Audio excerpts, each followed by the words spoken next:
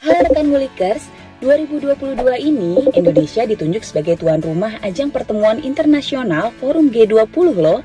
Presidensi Indonesia dalam Forum G20 ini menjadi momentum bagi Indonesia untuk mendorong isu terciptanya kesetaraan penyandang disabilitas dalam multisektor.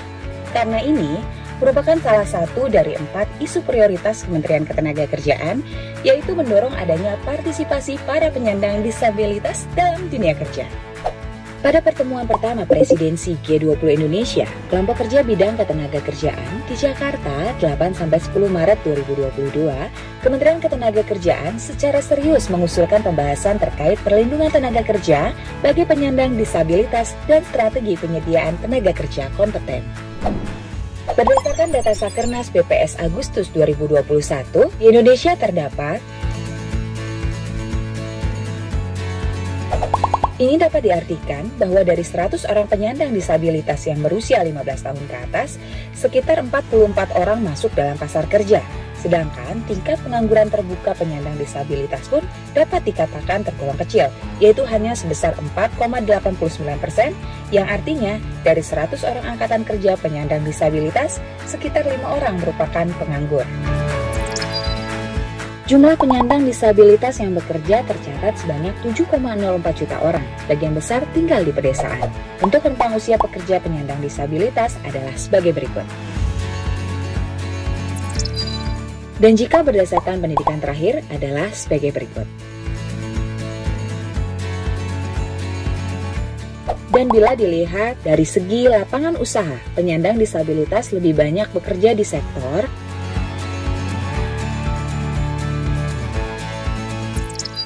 Melihat potret ketenagakerjaan penyandang disabilitas dalam pasar kerja, penyandang disabilitas yang berpartisipasi dalam pasar kerja didominasi oleh mereka yang tingkat pendidikannya tergolong rendah, sehingga banyak dari mereka yang hanya dapat bekerja pada sektor informal, diindikasikan karena kurangnya kompetensi.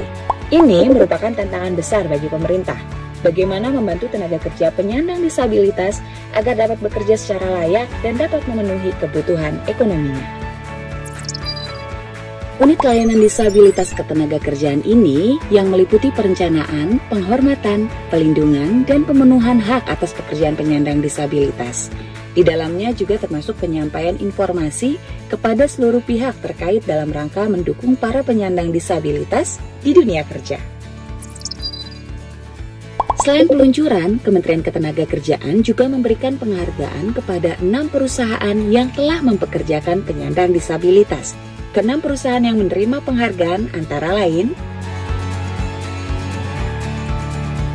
Platform Siap Kerja juga memiliki layanan WLKP online yang memuat informasi mengenai perusahaan-perusahaan yang terdaftar dalam WLKP online yang mempekerjakan pekerja penyandang disabilitas di perusahaannya. Sampai dengan 11 Oktober 2021, perusahaan yang terdaftar dalam WLKP online yang mempekerjakan penyandang disabilitas sudah mencapai 2.322 perusahaan di seluruh Indonesia. Melalui sejumlah upaya tersebut, diharapkan para penyandang disabilitas dapat terus memberikan peran aktifnya di dunia kerja sebagai bentuk nyata pemenuhan hak-hak penyandang disabilitas.